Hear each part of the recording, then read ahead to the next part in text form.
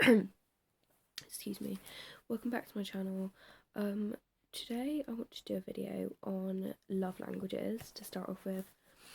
I'm also going to do one on lunar phases later, which is basically different parts of the moon, the reasons why the moon. Let's do love languages because that's what the video we're on at the moment. There's 5 different love languages. I've tried to make this video in the past and I don't know why it didn't get uploaded. I'm not sure where it is. But there's 5 different love languages. The first one is words of affirmation, quality time, gifts, acts of service, and physical touch. Mine, and I think people do know about love languages, and I feel like it's just been thrown around in what I've seen on the internet and with friends and whatever. But it's nice sometimes to just, if you're like one of the people that have subscribed to my channel or you just come across this video, it's nice to just hear it from someone and just to remind you.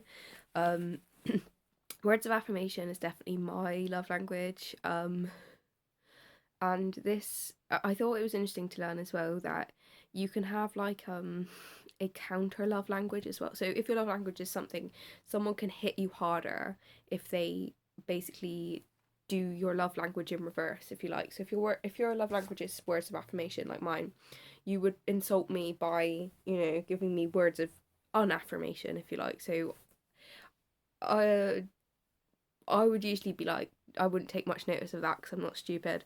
To listen to people that are clueless or mean harm for me. But at the same time, it's like if someone was to want to hurt me, they might try and be like, oh, no one cares about you or whatever. Again, like it kind of like slides off my back because I'm like not an idiot. I know people do care about me. I have enough self-esteem and self-respect to realise that. But it's interesting how people can slight you using your love language. That's something to keep in mind. But say, for example, if you do like words of affirmation, compliments could be something that you enjoy receiving, for example.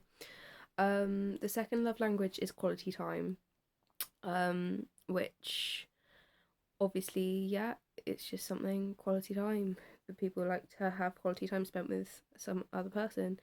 I suppose if you wanted to handle this in a bad way or not show that you didn't want to, not give this love language to someone, I suppose you would just decline their invites to hang out and not spend quality time with that person. The third one is gifts. It's also interesting to point out that you might not always receive love from someone if your love language is not being received. So someone could give you lots of gifts that you don't really care about because that's not part of your love language.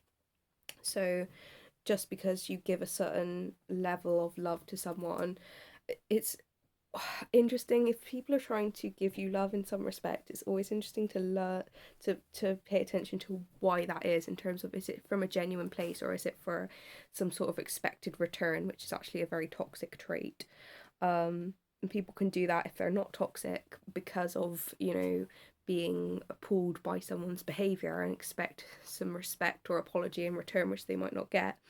But if they are not receiving love languages that they want, it could be just miscommunication. So it's important to figure out the difference, I feel like. But yeah, you can have gifts. I suppose not giving someone a gift if they, on their birthday or whatever, could be like a big insult to their love language, I suppose. Acts of service is another one. So that would sort of be doing things for someone.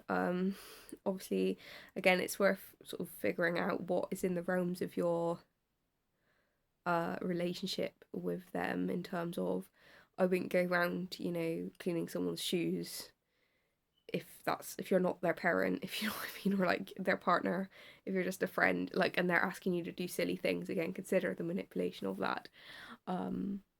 Obviously, but at the same time, acts of service, again, if you didn't want to show, if someone was being nasty to them, didn't want to show love to them, they would not participate in these acts of service, make it quite clear that they did not want to participate in these acts of service.